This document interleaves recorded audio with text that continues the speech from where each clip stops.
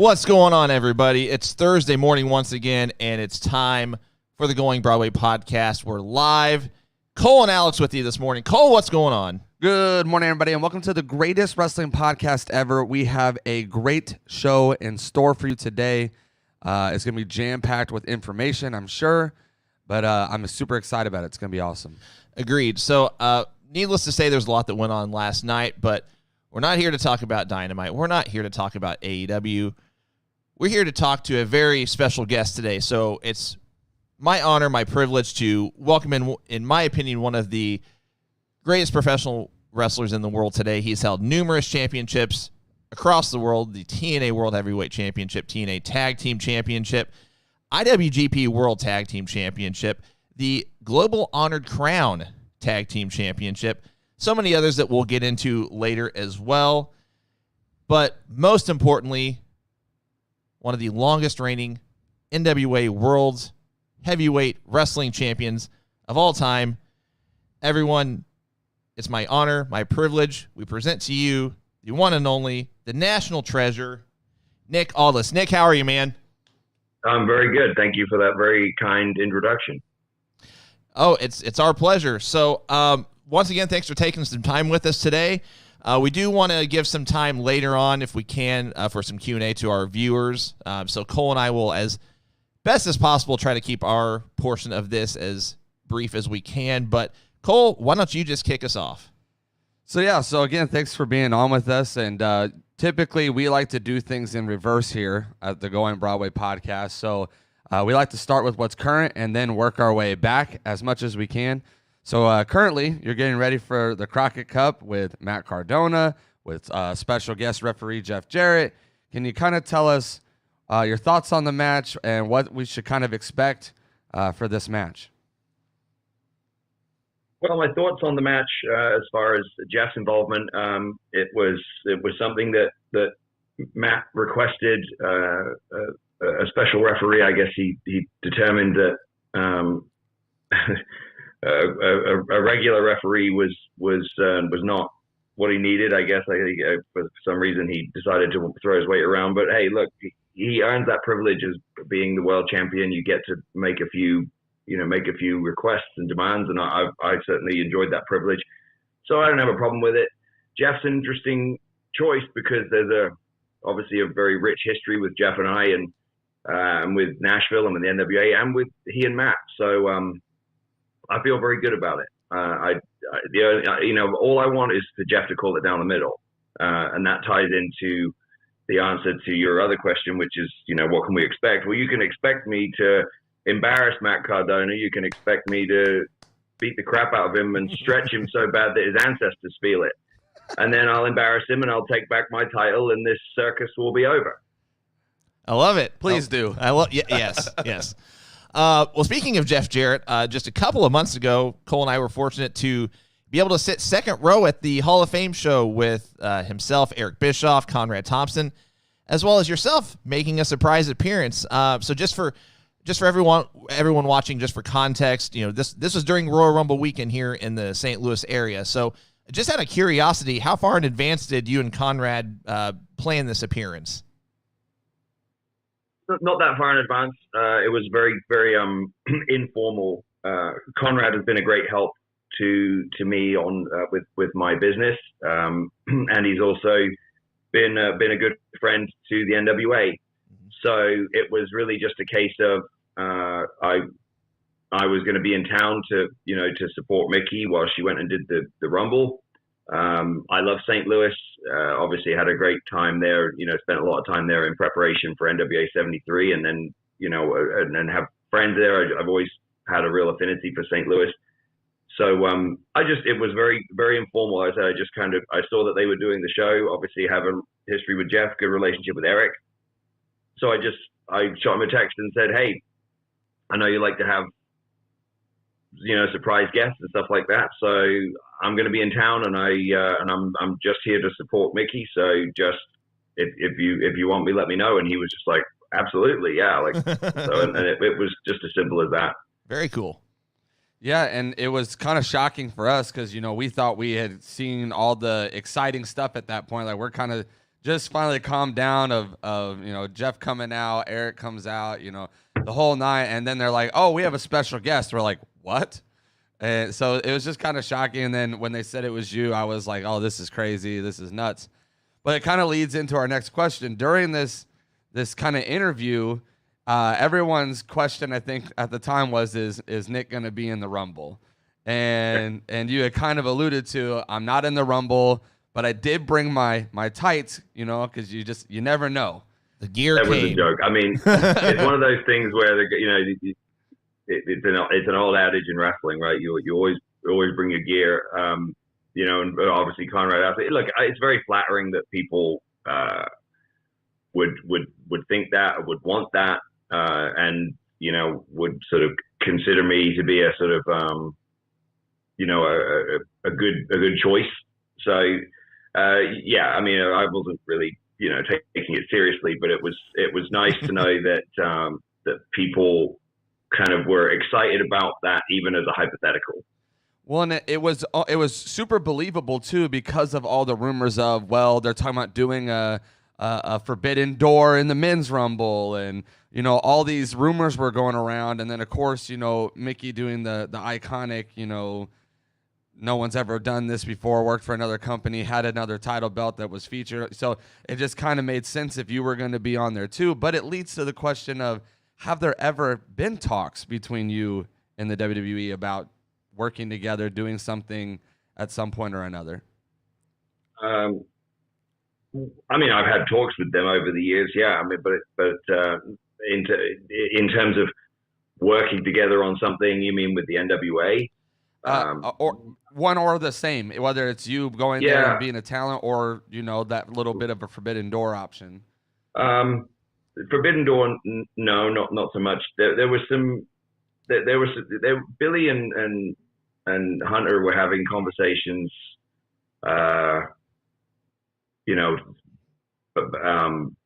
very early on, in the NWA's kind of, Lightning One era. There were sort of discussions about possibly going on the network and, different things. Wow. They never materialized, but it was, there were conversations, but, Sure. You'd be surprised at how often these conversations happen. I think like and it's the same with me going there as a talent, over the years. Yeah. Like there's been several occasions where there's been, conversations, but again, just not materialized. A couple of those times were because I opted to stay put with TNA, or just because the timing wasn't right, or because they said no. So it's kind of like there's, again, most guys who have been around, and worked with high standard have had conversations. It's a real sort of, it's a real minefield there, because it's there's every day you get new information. It's all that they're doing this, they're doing that, and then they have these rules, but then something else comes along that completely sort of is a complete exception to that, and it's I've sort of made peace with it years ago that, like, hey, they know where I am. If something comes up and they're interested, it would be a good decision on their part. But that's kind of where I leave it, because I've I've made a good living, and I enjoy what I'm doing, and I love the business. So it's if something ever happens, great. If not, like, I'm not losing any sleep over it. Right. Absolutely. You mentioned your days back in TNA, so why don't we transition a bit to that? So Cole, why don't you kind of take us in that direction, and we can talk about the beginnings of Nick's career. Yeah, so kind of before the pro wrestling, you were kind of an athlete in more than one sport. I know soccer or football, depending on where you're at and what you call it. What was one of them? Swimming, tennis. Kind of talk to us about that. Was there ever any opportunities that to go further in those sports, and what kind of led you to go the pro wrestling route? Opportunity, I guess. Yeah, I guess there was. The truth is, I sort of really got bitten by the bug for wrestling very young. I was sort of formulating the idea that I wanted to be in this business probably as young as, 13 or 14. And I think as a result of that, at the time, my other sort of sports aspirations just kind of faded away because I just, it's hard to explain, but some of us just, we get bitten by the bug, and this is what we want to do. It was, and with, so I grew up in a very rural area. I grew up in a little village in Norfolk. So it wasn't like I had access to incredible facilities or a lot of opportunities or coaches and stuff like that. So the swimming thing was, it came along just out of the fact that somebody one day just timed me at my local pool, because me and my dad and my brother would go every week and swim. It was just part of our, my dad was an athlete. My dad was a rugby player. So, sports were a big part of our life. So it was just something that we did all the time. And then, I was just competitive. And one day I was just doing laps, and somebody happened to be there who was a member of the, national board of whatever, I don't know, but they timed me, and they approached my dad and said, look, I hope you don't mind, but I was, I kind of saw your son and was timing him, and his times are like pretty up there. Has he, is he, I wasn't a member of a club. I didn't have a coach, anything like that. My dad was my coach basically. So I just, but they said, look, if you come back and I'll make sure that I get an official, timing thing and the authorization, yada, yada, yada, I'll time you. And if your time, if you put in these kind of times, like, you'll qualify for nationals. And my dad just sort of looked at me and went, is that what you want to do? Do you want to do that? And I went, sure. I just sort of, whatever, I was it wasn't like, I didn't sort of go, wow, oh my God. I just thought it was kind of cool that, oh, I guess I am kind of good at this. And I went and I placed fourth, and I was like, it was a cool experience, but truthfully, even then, it wasn't, I think, maybe my parents could have been a bit pushier. I don't know, but maybe they could have been like, hey, do you want to push this further? But I had already formulated the idea in my head then. I think I was 14 when I did that. And I was already sort of going to the gym and lifting weights and, drinking protein shakes. I was already thinking about wrestling, and then by the time I was 17, I went to wrestling school. I sort of, I was just so determined to go do it. And everything else just was not interesting to me at that point. Very cool. So fast forward just a little bit, you signed with TNA in 2008. Can you tell us who your negotiations with whenever you joined TNA? At that point, if you had any other talks with any other wrestling companies at that point, and inevitably what led you to signing with TNA? Well, there was no real negotiation. And honestly, no, I hadn't been in touch with anyone else. Because I didn't think I was ready. I wasn't ready. There's no doubt about that. I was 21 and I was very green. I was not really ready for TV. And the first person who contacted me from TNA Wrestling was Dixie. Like, it wasn't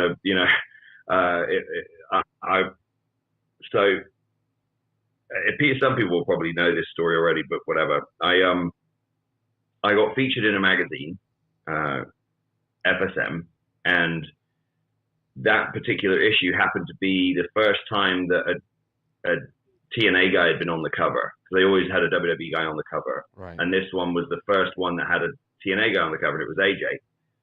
So Dixie, coming from a PR background, obviously, really paid attention to anything that was good PR for the company or anything like that, anything that was a good sort of shot in the arm for TNA to sort of help, get their footprint. Sure. So she made quite a big deal about this issue of the magazine because it was the #1 wrestling magazine in the UK at the time. And TNA were doing very, very good numbers in the UK. Obviously they did great business. It was always their strongest live event market. So So I think it was just a perfect it was just very lucky timing on my part, because they had this. So they were paying close attention to the magazine. They were actively looking for a British talent that could be more than just a token British guy that they could throw into a random match here and there. They already had Doug. Doug had already worked for him doing like the World Cup and X Cup and all that X Division stuff. But he was working in Japan and he was doing all this other stuff. So it was sort of like they were just kind of booking him when they could. But they wanted a British guy that they could really sort of see as someone they could push to a more a more substantial degree. And then so they get the magazine, they go through it, and there's this 8-page feature on me because I was doing Gladiators, which was a huge TV show at the time, and really even more impactful than the viewing numbers of the show was the amount of publicity and advertising that was behind it. That's what really was very valuable to me, because they put such a huge, B Sky B put such a huge advertising budget behind that show, millions, in advertising. So I was on buses, billboards, newspapers, magazines, had my own TV commercial. So it was, and so that just the timing. And then when they read this and it said, but he's, wrestler that's because, that's been cast in this show and now is having this, great success on this TV show.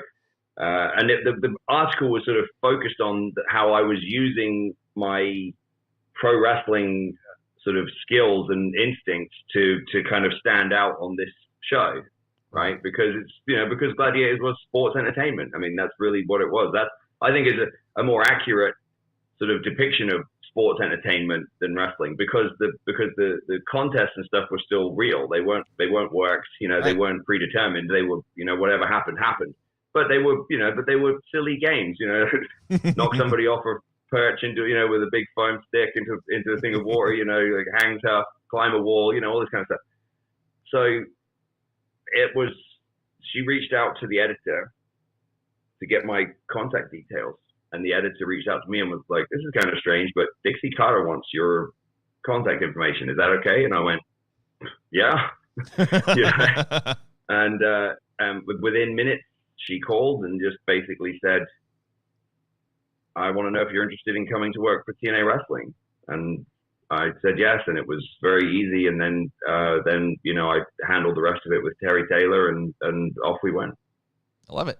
So you brought up good old Doug Williams. So we're going to kind of transition into this team that would form between you, Doug, and Rob Terry with the British Invasion. Could you kind of tell us how that came about? Whose idea was it? Your thoughts on it when it was being formed? How it all kind of came together? I don't know whose idea it was. I do know that they had been looking for something for Doug beyond just throwing him in random sort of X Division matches and one-off things.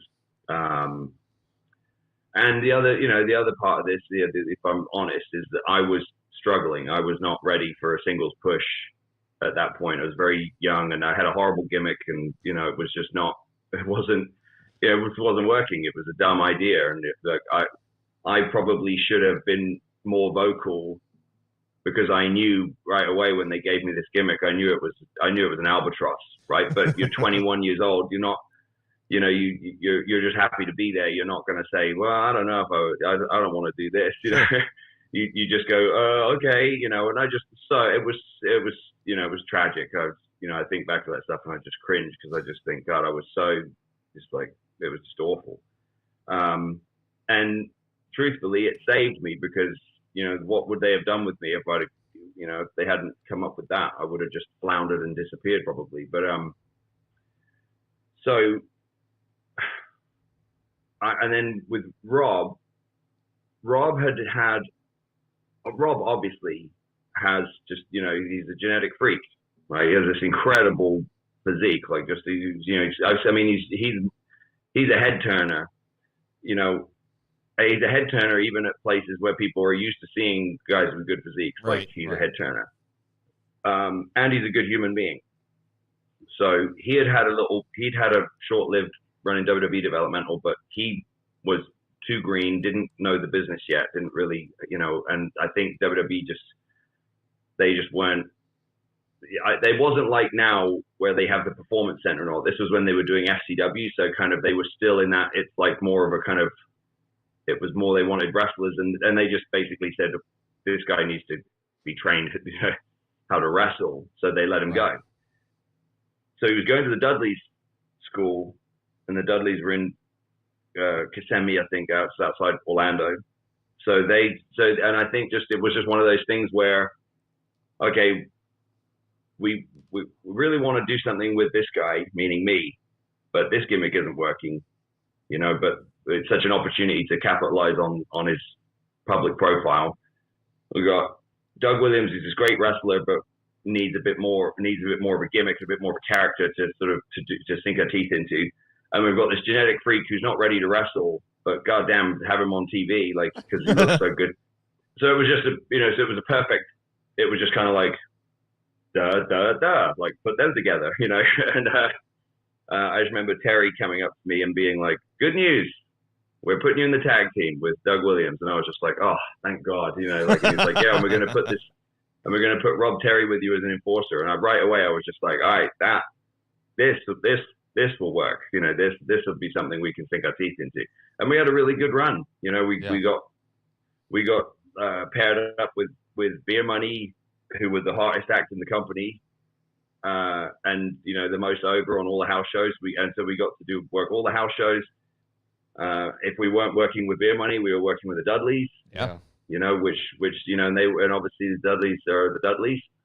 So, and we became the sort of go-to heel tag team in a company that had a very strong tag team division. Yeah. So it was a good spot for us, really good spot. And I learned a lot in that time. It was perfect for me because,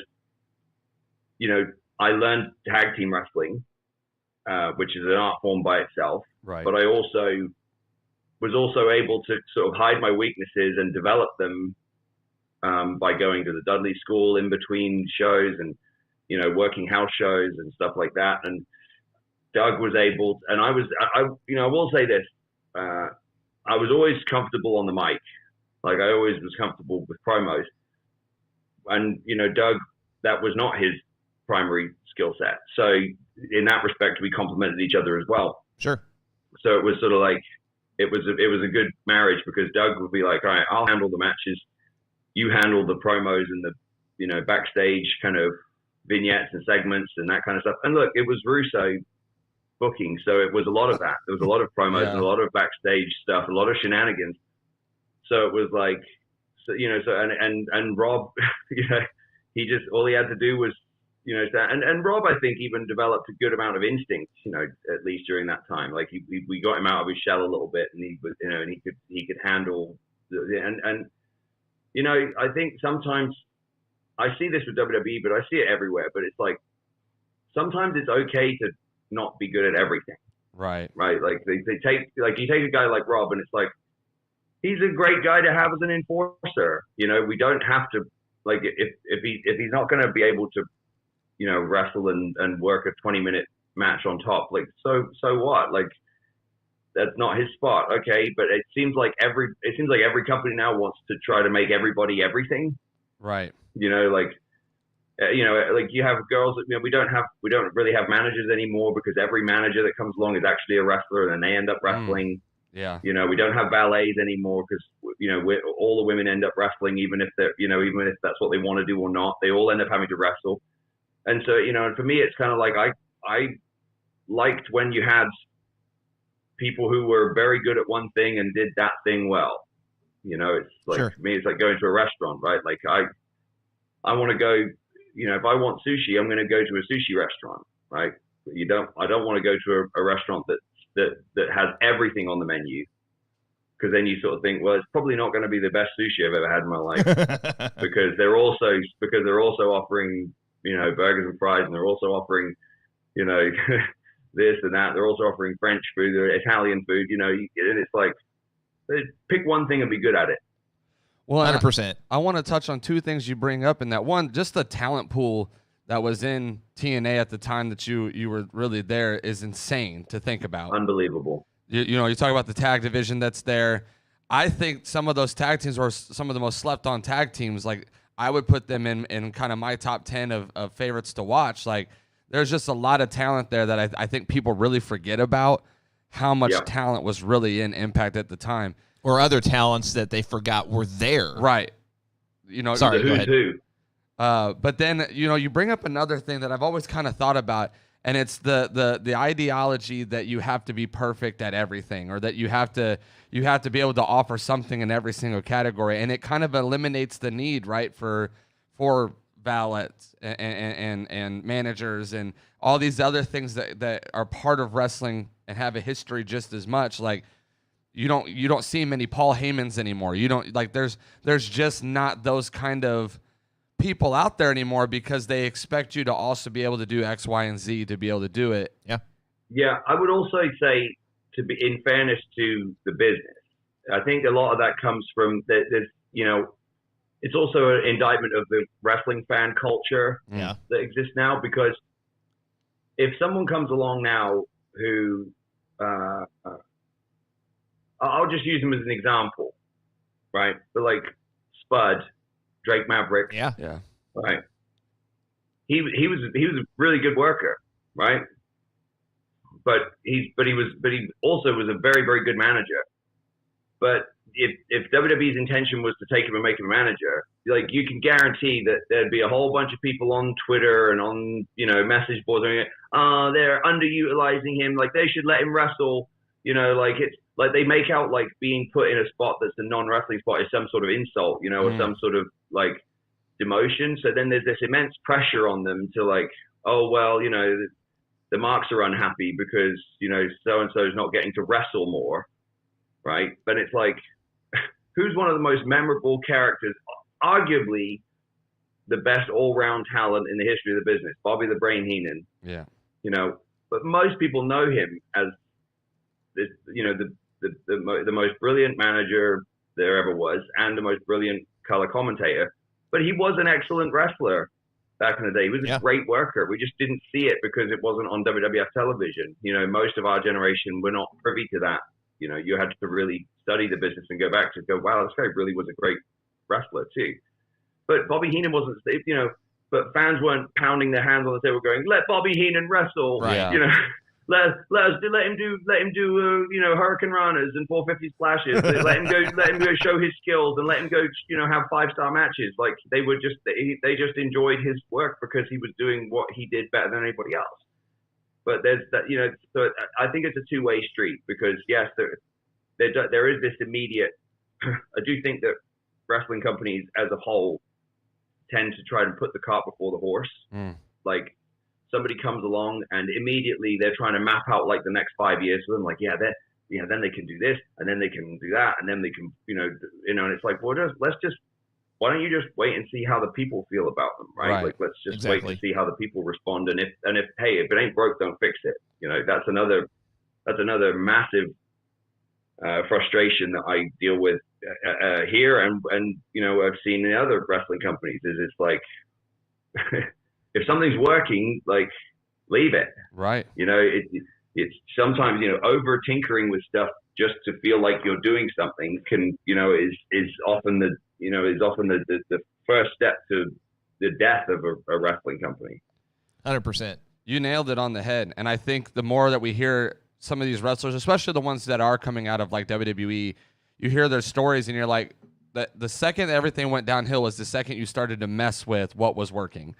More recently, I was listening to Keith Lee, you know, on Talk is Jericho, and he kind of talked about that. He was like, you know, everything was good. I was getting chanted at Survivor Series. I'm getting chants at Royal Rumble, and then you call me up and you want me to be Bearcat Lee, and you want to mess with everything that was working, and you start to see that more and more now. I feel like more wrestlers speaking out, saying, you know, like, I'm my best when I'm me. I like what Jericho says, that the best versions of wrestlers are just themselves turned up to 1,000% or whatever.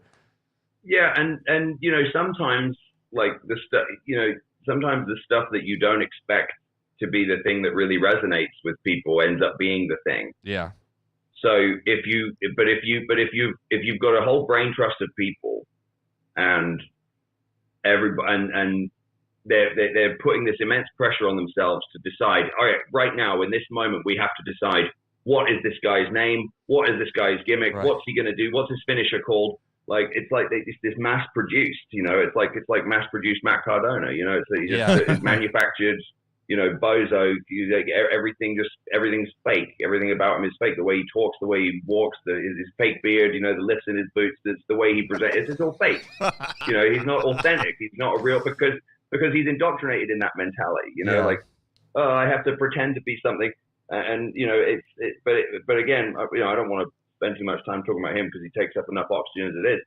But you know, in general, I see that a lot. Where I look back at my TNA run, right, and obviously, like, I'm very grateful to them because I made some money and got to work with incredible people. You know, got some things on my wrestling resume that not a lot of people have. Yeah. And but I think back to that time period where I was the world champion and in that run sort of leading up to becoming the world champion.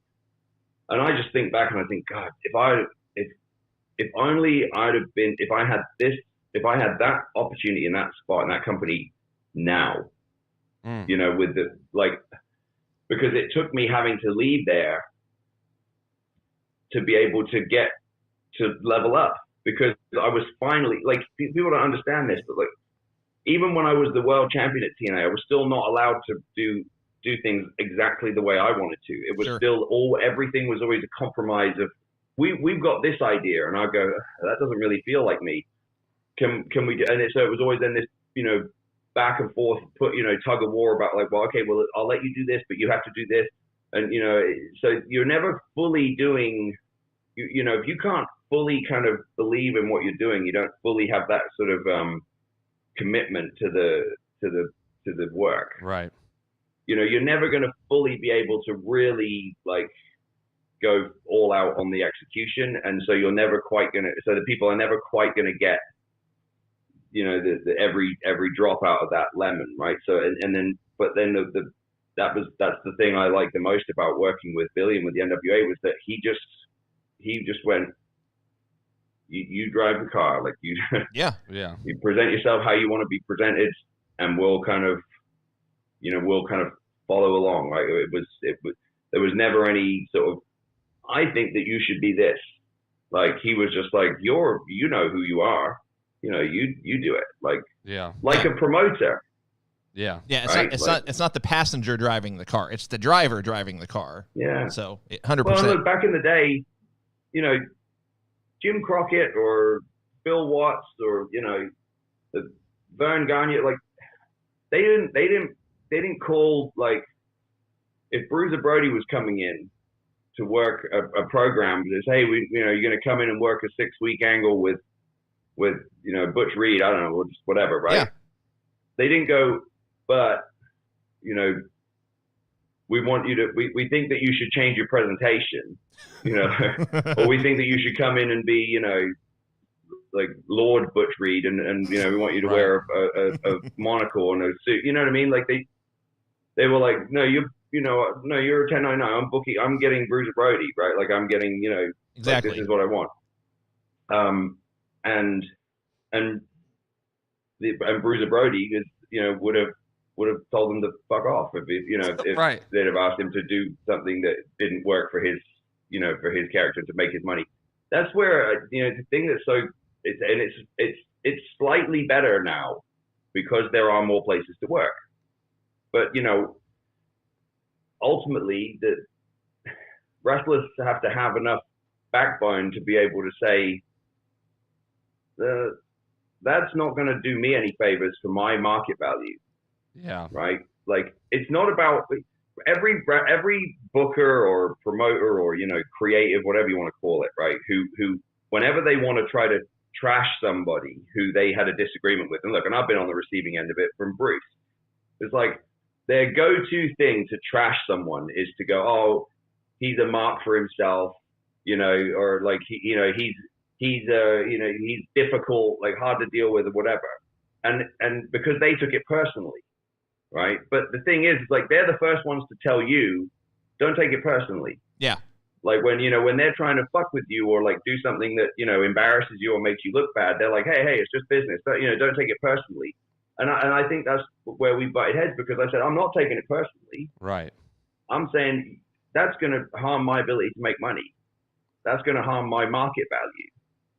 Exactly. So I'm not doing it. You know what I mean? And that's all it takes is one to not do that, and then they get rewarded. So then everyone else goes, oh, I want to do that too. I guess I better just like, nod along and say yes to do everything no matter what. Like, and ultimately there are people who the evidence would suggest the opposite of what I'm saying, right? There's all these people who have made a lot of money by just doing whatever they were told. So a lot of people will probably look at that and be like, oh, well, what about this guy or that person or this girl? They've made all this money. So, what the fuck do you know? But my argument is, in the long run, if everybody had the same I'm not saying you've got to be difficult and turn, and say, I'm not doing that. I'm just saying if everybody, you're a 1099. Yeah. Right. Like, that's I see all this stuff about like Andrew Yang's I'm going to take down Vince. I'm going to get rid of this independent contractor thing. First of all, no, you're not. Not happening. It's not Second happening. of all, it's like, why we look at it as this negative all the time, but the positive to it is that you're a 1099, so you do have the right to be like, that's not the best thing for me as a contractor, So I had this conversation with Big at TNA, John Gaburik. We patched things up, and I like John a lot. It's a shame that our relationship sort of went south at TNA, but I said to him once, because he essentially tried to sort of make the argument of like, we pay you, so you have to do, what we pay you to do, right? And I said, I'm an independent contractor. If I was a builder, right, a construction contractor, and you asked me and you said, here are the plans, build this house, and the plans were a complete disaster, like the blueprints are all fucked up, like the things aren't gonna work. You know that the house is gonna fall apart, and you know that it's gonna be, we want you to use these cheap materials. We want you to do this and do that. A lot of contractors would say, no. True. Like, exactly. I appreciate I'm not doing that because when that house falls down, nobody's going to say who drew the plans for that house. Who told them what materials to use. They're just going to say who built that house. Right. Yep. Right. And so that was my argument, was like, you're anonymous. You're in the background. Like, no, you can always wash your hands of anything that's a disaster and be like, they didn't do it right. It was the talent's fault. It's kind of an ongoing dichotomy in wrestling, in modern wrestling, is that it's like, first of all, we have to know who the booker is, which is like, it's just so asinine to me. Like, why do we need to know who came up with it? Like, why do we need to know whose idea everything was? That's like, it's such a fucking waste of time. But it's also this, it's this thing of like, when things go right, it's the promoter, the booker, the owner, like they're a genius. But when things go wrong, it's the talent's fault. Like the talent is that's such a huge problem. No, and the adage that you mentioned, don't be offended. It's just business. It goes both ways. I mean, you could. Yes, exactly. And that was my entire thing was like, I don't think I'm the one taking it personally. I think you are. Yeah. I think exactly. that's why years later you still feel the need to try to take shots at me, even though I don't work with you. Like you still can't get over it because you're still trying to take shots at me even years later when it's like it was just business. I just didn't think that was the right thing to do. Yeah. I'm going to jump around a little bit. So we, well, actually, I'm not going to because I selfishly want to get this question out there because a lot of our viewers might not know the ins and outs, inner workings, so to speak. So we mentioned that, of course, you were TNA World Heavyweight Champion, but you also held championships for Global Force Wrestling and Ring Ka King as well. Can you share with our viewers that may not know what TNA's relationship was, first with Ring Ka King and then with Global Force? Well, Ring Ka King was a joint effort between the Indian Network, Colors, and Endemol, I think, with a production company, and TNA. They sort of funded it like through, and Jeff was kind of the executive producer. So that was pretty straightforward. It was kind of like they had a budget, and basically it was essentially it was a very straight up sort of television deal in the sense that they went, we'd like you to make us a pro wrestling show. Here's the budget. And at first, TNA kind of said to Jeff, we think that you should just do it with completely different talent. And then he kind of went, well, I want a couple of guys, and one of them was me, I think Abyss, but for the most part, other than that, Mickey was working. Mickey was under contract with TNA at that time. So there was, they relented and gave him a few TNA guys. It was, it's funny because it was a bizarre, show, really fun experience. But I'm sure I will never be on a television show that got that, that will be the most viewed wrestling match I was ever involved in, because I think the episodes, that season we did, I think the first episode did 18 million viewers, and I think wow, it stayed around like 15 million for the whole. So like I know that when I beat Matt Morgan for the Ring Ka King title, it was like 14 million viewers, wow. Which in India, with a population of 1 billion people, it's kind of like, 14 million is not so bad, But like, obviously we're hearing that going, whoa, holy moly, like 14 million. Seven or eight times the normal wrestling audience. So it will undoubtedly be the highest, most viewed thing I've ever done.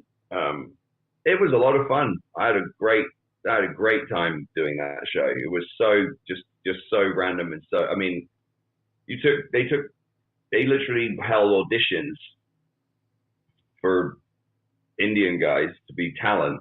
Like they were casting a reality show, hey, come and be a pro wrestler. And they just thought that they could train these guys how to be pro wrestlers, television quality pro wrestlers in like a week. It was bonkers. Wow. No, good stuff.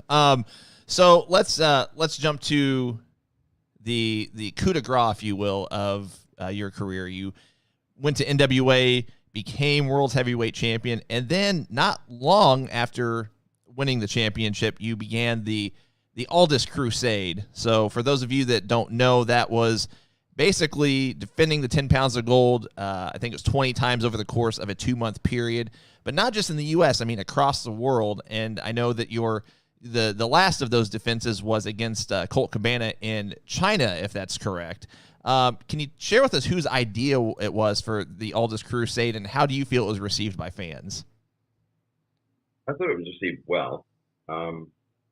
I think that it helped sort of I think that it helped get get the brand back into people's psyche very quickly, and I think it helped restore that sort of image of the traveling NWA champion in a modern era, which was kind of a cool place to be. And it was a good, and for me, look, again, looking at it purely from a business perspective, which I always try to do, it was like, cool, that's a good little niche for me to have. Like, that's a good, unique sort of position. It came about organically. Those were my bookings that I already had. I already had, those different dates kind of on the books for those promoters. So then when I won the title, one by one, they contacted me and went, can we make it a title match? And it's funny because at first I remember Billy he was leaning towards the idea of being more judicious about title matches and only doing, and kind of making each one special, right? And then I basically went to him and said, every promoter that I'm booked for, and I said, look, these are my dates. I've got bookings in like the UK, Australia, China, all across the US, Canada. I was like, every single one of them to a man wants a title match. So do you really want to tell all of them no? I said, or I can, and I was booked against some really good guys. Like, it was kind of wrestling a who's who of the independent scene at the time.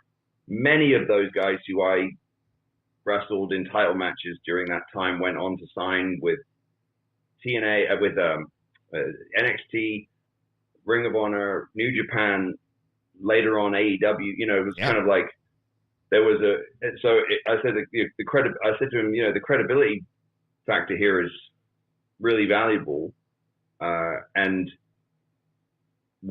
this was during the time where like the Bucks and Cody and Hangman and Marty and stuff were really kind of making people pay attention to, like, these guys feel as big a deal as WWE guys. Mm-hmm. Yeah. And they're not in WWE. That's really an interesting, situation. And I was able, and then with what I was doing, I was able to sort of slot in a little bit with that feeling as well, where people started going, hey, this guy kind of feels like credible to that level as well. Sure. But so it, like I said, it was just fortunate how that came about. I just had those bookings anyway.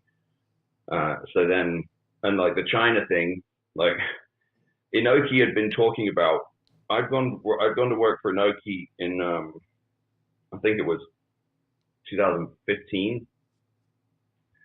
And they were talking about China then, it was like, they were like, oh, we're doing this show in China. I'd already gone back and forth with them like 2 or 3 times about visas and this and that, and it just never materialized. And then it finally happened, and then it came along with the NWA.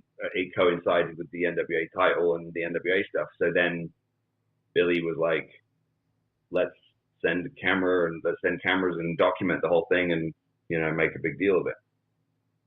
I love it. Yeah. And I think at this point in time, I think we probably need to kind of call an audible here and get ready for some fan stuff. So if you guys want to go ahead and get your questions and things in, go ahead and send them in there. But to respect your time and anything, I think we should probably start heading that way. We probably have time for maybe one more. I'm thinking to respect his time. Well, let's do this. So I would say overall to this point, you've had just an insane career, in my opinion, as far as, stints in TNA. We didn't even touch on, we didn't even scratch the surface as far as your NWA title run. The appearance at All In, which, was a fantastic event. If we ever were to have you back on with us, which we would greatly appreciate, there's so many other conversations we can go into. So we'll kind of wrap up with this. As it relates to your career, you've been a pro wrestler for almost 20 years at this point. So I have to ask, how many more years do you think you've got left before you might hang up the boots? Wow, I must be getting on. That's the first time anyone's ever asked me that. I started young, so I'm in my mid-30s, so I don't want to wrestle forever. But I'm also very cautious to say anything that can be, that will tempt fate, right? Because, I just watched a thing about Goldberg, the other day where they found a clip of Goldberg in the 90s, or saying like, I'm not going to be like one of these old guys like wrestling when they're 50, and then he's kind of poking fun at himself, going like, well, here I am, So I don't look. The one thing I would say about the thing I enjoy the most, the thing I'm most grateful for. From Billy and the NWA is the quality of life I have is really incredible, because I have a very good schedule, and I have the ability to take good care of myself. I don't have to make bad choices to be able to keep going. Sure. And with a schedule like this, there's no reason why I couldn't keep doing this for another 10 years. Whether I want to or not is another issue. That's really what it comes down to. Like I have Legacy Sports Nutrition, and I have other business ventures that I want to, really build and grow into something, that's, for lack of a better term, my legacy, for the rest of my life. I've had aspirations to be a successful business owner and entrepreneur for as long as I've had aspirations to be a wrestler. So as long as I'm able to dedicate enough time to both, because look, wrestling, especially wrestling at a high level, it requires a lot of your mental oxygen. Yeah. Like you really have to, especially when it's such a competitive market, right? Like we know that we're not going to, we don't have the ability to, sign huge name wrestlers every week and, debut them every week and get all the attention and the buzz from just sort of this immense amount of kind of resources, right? And with WWE, obviously, they're just so far and away the market leader in terms of their resources and their ability to create the big events. No one will ever do the big event better than Vince McMahon. So, we have to pick and choose our moments to kind of get people interested. So it's like dedicating more time to a really well thought out, well presented, well layered story like Matt and I, or whatever. But, it takes a lot of your mental oxygen, to sort of commit to all that, right? Because you put a lot of time and effort into something, and it's a real roll of the dice, because it's kind of like, well, this is it. I hope that it works. I hope that people are interested. And so as long as I'm able to do it and I'm enjoying it, and I feel like I'm getting, fair compensation for my contributions and my market value. And as long as I still have enough time to dedicate to my other enterprises, and most importantly, I have enough time to raise my son and, spend time with my wife and my family and the horses and the dogs and, my family, go overseas and see my family and all that, then I'm happy, and I'm very happy now. That's one of the reasons why I take it very seriously when Matt Cardona tries to sort of challenge that, because he's threatened, the way I see it is that he's sort of trying to threaten my way of life, simply for he's trying to take all that away simply so he can be trending, because he's just desperate for attention. He's desperate to get Johnny Ace's attention, desperate to get WWE's attention again. It's a love letter to his ex. Hey, everyone, look at me, pay attention to me. I want to be trending. I'm, manufactured Matt Cardona. I want everyone to, I want everyone to say how good I'm doing. That ain't me. And he's trying to do it at the NWA's expense. He's most importantly trying to do it at my expense. Yeah. And that's why I don't tolerate it. For sure. Absolutely. And I think there's a misconception that, like, once you start getting to, like, your mid to late 30s, like, you should be talking about hanging up your boots and, like, all this stuff. And there are still guys that are out there. Like, AJ Styles is one of them. Like, he's still wrestling at such a high ability. So it's like you can't really put an age or anything on it, I feel like. Right. You don't even, honestly, most guys, you don't even get good at this until you're 30. Right. Yeah. Especially now. And look, I'm very fortunate in the sense because I was very, very green. But like my first couple of years in the wrestling business, I was wrestling like 5 or 6 days a week, you know, on the holiday camps in Britain, you know, with All-Star Wrestling. So I was getting my reps, you know. So again, why I took umbrage with some of the old timers who would sort of say, "Oh, you don't know about the territories, and you know, you never paid your dues and this and that." And I'm sitting there going, like, I wrestled every day, only had Mondays off, where I would basically just do laundry. Right. I had to put the ring up, take the ring down, drive 6 hours. Most of the time, sometimes I had to wrestle twice. Yeah. You know, and I did that, you know, me and Tom and Marty and, you know, Sheamus, Drew, Stu Bennett, Wade Barrett, you know, like we all came up like that. Yeah. And, you know, so again, we would have to sit there and listen to these guys who didn't know anything about Britain and didn't know anything about the wrestling scene over there, telling us that we didn't know about hard, we didn't know about paying dues, we didn't know about tough life and this and that. And I'm sitting there going, like, I just came from like one of the most, you know, grueling schedules.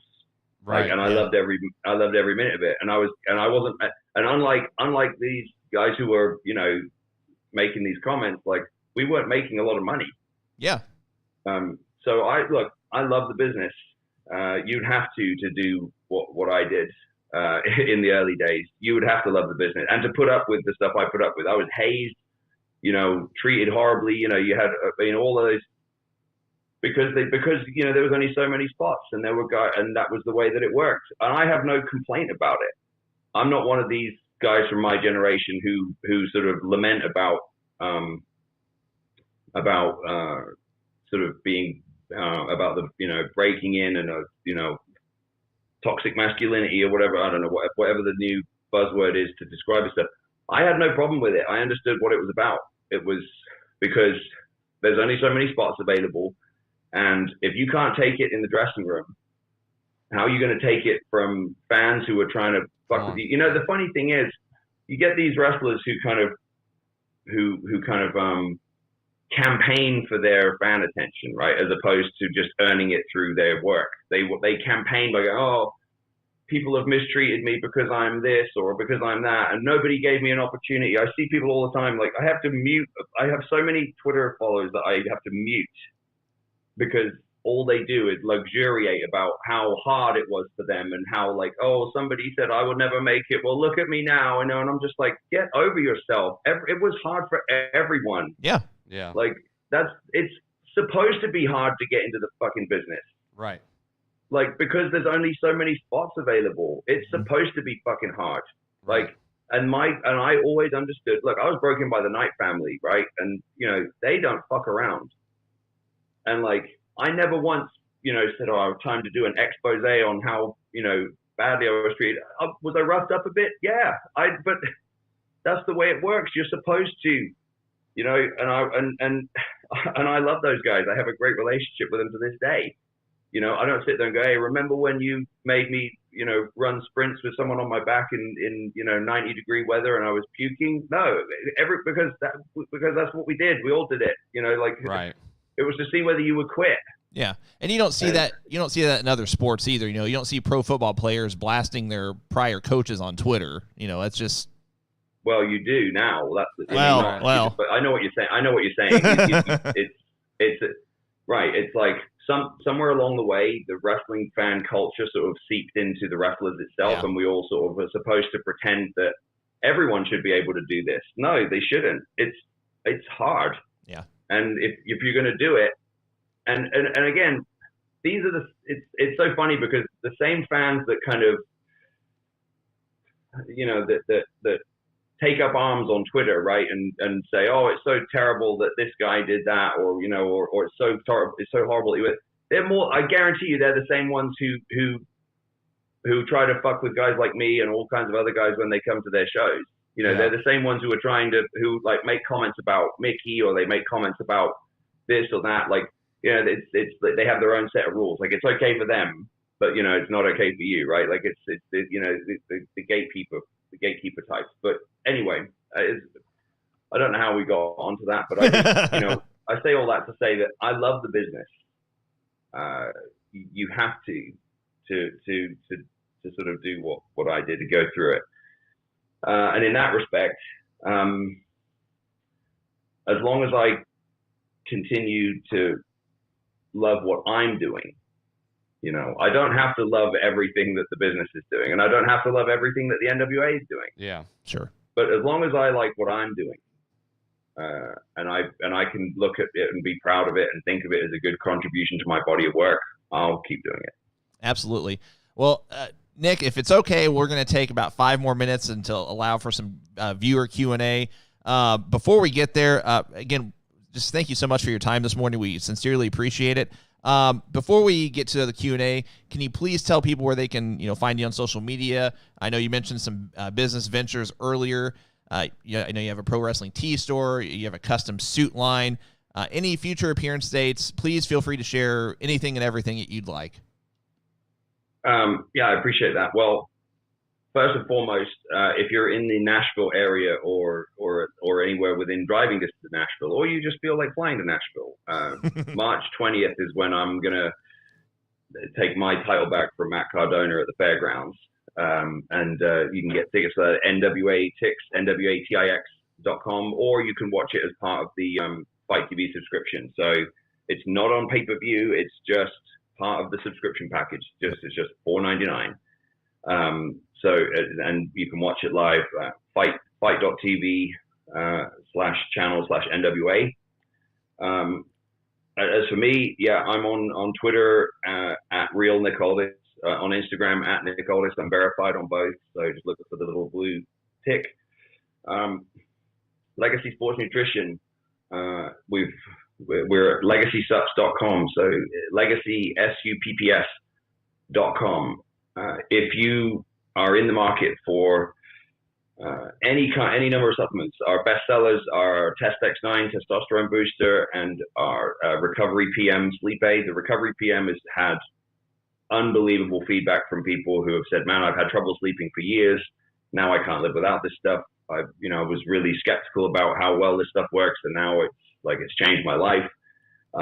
We have a women's line, so for any women who are listening who are looking for supplements that are specifically designed for women's bodies and to get the most out of their workouts and out of their lifestyle, they were all developed by Mickey with our team, made in the USA, all FDA approved, GMP certified. So legacysups.com. Appearances, obviously Nashville on March 20th, and then I'm trying to think what else I've got coming up on the books. I know I've got I'm going to be in Baltimore for the Celeb Fest convention on May 15th. So I know that there's always a whole bunch of wrestlers going to that. I've been to one before. Mickey and I will be at WrestleCon in Dallas. So if you're going to WrestleMania weekend and you're going to go to WrestleCon, stop by our booth. Mickey and I are going to be signing all 3 days at WrestleCon. You can get pre-sales are available for that now at teamaldis.simpletix.com.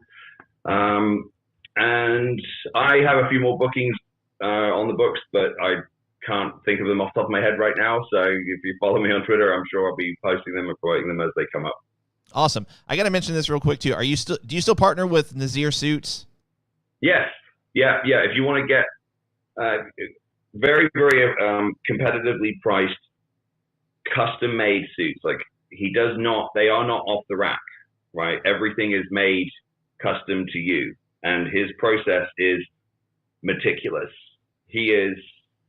Look, at the end of the day, if you've seen the suits that I wear and you think they look good, you can get the same suits made for you. I picked out the fabrics. I worked with Nazir on my line, because this stuff was all done with it. He has so much detail There's so many different cuts. How many pockets? What kind of belt loops do you want? Do you want the pockets to be diagonal or straight? Do you want, how wide do you want the lapel? Do you want this type of lapel? Every single thing is covered. So the stuff that we've come up with, the fabrics and everything like that, was all based on sort of my preferences. So if you like the way that I look when I've done with the different suit combos I have, you can get the same suits at NaziaSuits.com, and you can look for the Nick Aldis collection. And yeah, it's custom made, and I think you'd be surprised at how much it will cost for you to get a beautiful custom made suit. It's just, to be honest, if you're a grown up male, everyone should have at least one well tailored suit in their closet. And I know you said everyone would be surprised at how much it costs. I'll kind of add to that. You'd be surprised at how little it is, because I've been on the website. I've looked myself as far as just the prices, and literally, I mean, down to like the color of the buttonhole is you can select what you want that to look like, and it's just insane. So right. I selfishly wanted to mention that. So okay, let's just do 2 or 3 quick questions, and then we'll let you go. One of the questions we got is, I heard Mickey say that your Southern accent is better than your British accent. Can you give us a sample of your Southern accent? Well, my British accent has sort of dissipated over the years. It's a sort of hybrid accent now. But I sort of break into a Southern accent whenever I'm messing with Mickey, or typically if I'm describing a sort of mentality of someone who might not be the most well informed person in the world. But gosh, I have to think of something to say.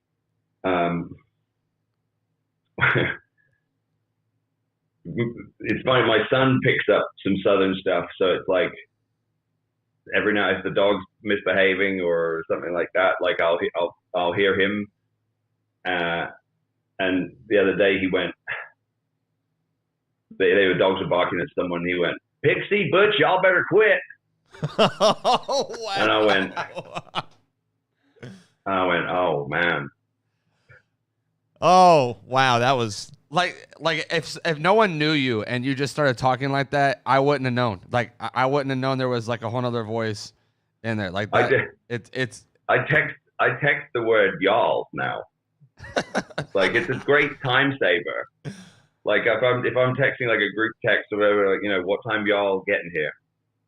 Like, that's y'all awesome. ready? It is crazy. My wife's from Kentucky, and I'm from like the city, and she's all like country. So it is crazy how you start to pick up on like each other's things. Like she'll start saying stuff that I say, but then like I catch myself, like I'm wearing Carhartts now, and like just different weird stuff that like I never thought I'd ever even think about having or saying. It's a time saver.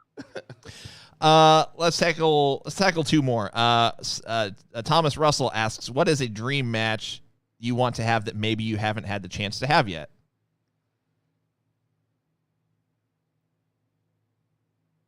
Roman, Randy, I mean, the big players, right? Like that's the business, right? Like in my heart of hearts, I know that if it was done right and the business on it was right, like I could have, I could tell an incredible story with Roman. I mean, 100%. You said Randy, and like that made my eyebrows go up. I was like, that would be an insane match. There's another one. Edge, yeah. An Edge, to be, and I have to mention him briefly because he's been a real help to me. He watched a lot of the NWA products before he came back, and was gracious enough to text me and reach out to me. And every time I see him, he's always very complimentary. And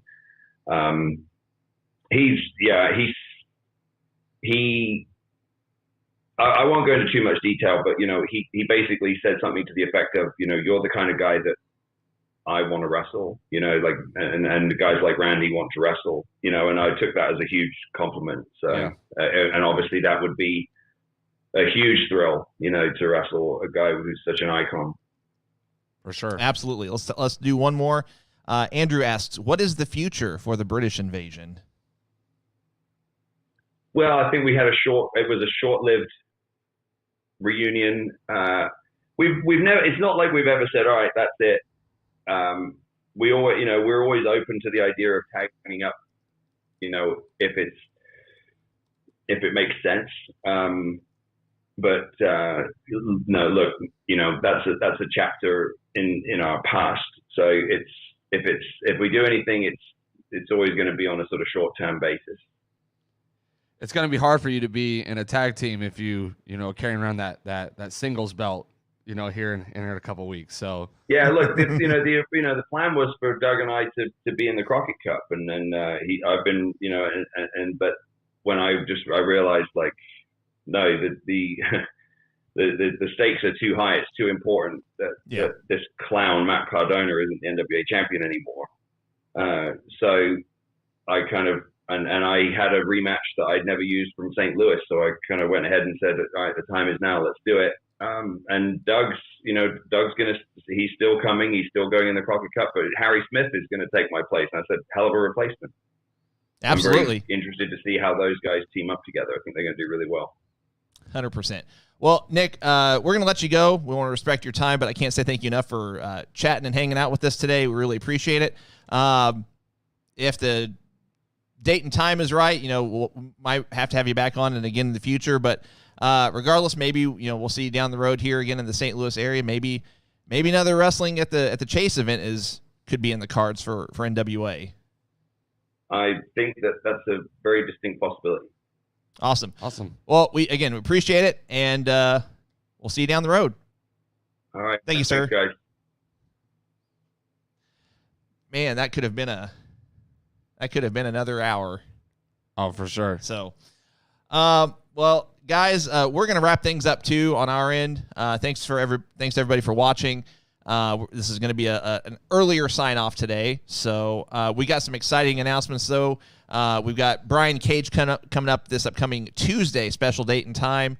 This upcoming Tuesday at 12:30 Eastern, I believe, 11:30 Central. Yep.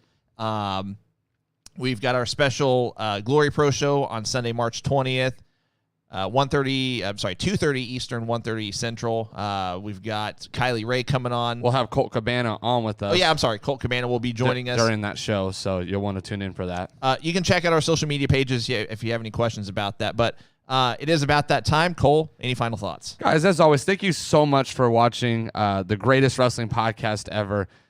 We sincerely appreciate it. We absolutely love doing different stuff every single time we get on. We love doing the interviews. We love getting on and shooting the breeze with you guys. We love Q&As. We love game shows. We love all of it. So just thank you guys so much for supporting and being a part. Don't forget to go get your Going Broadway podcast merch.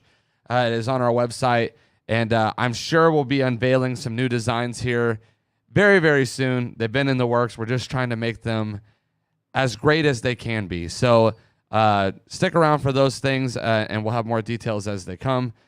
But until Tuesday, I leave you with your favorite thing in the entire world. Guys, thanks for joining us today. Join us this Tuesday, 12:30 Eastern, 11:30 Eastern, 11:30 Central for Brian Cage. We'll see you then.